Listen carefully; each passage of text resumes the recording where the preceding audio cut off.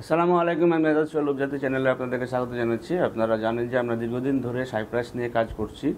এর আগে আমরা শুধুমাত্র স্টুডেন্টের যে পাস দিয়ে যে পাঠানো সেটা আমরা করতে পারছিলাম, বাট ওয়ার্ক পারমিটগুলো হচ্ছে যে অনেকটা ঝামেলা হচ্ছিল।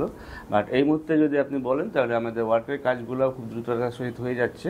এখন আমরা যদি নতুন করে সাইপ্রাসে কোনো ফাইল কেউ আমাদের কাছে জমা দেন তাহলে ইনশাআল্লাহ 2 মাসের ভিতরে সাইপ্রাসের কাজগুলো কমপ্লিট হয়ে যাবে।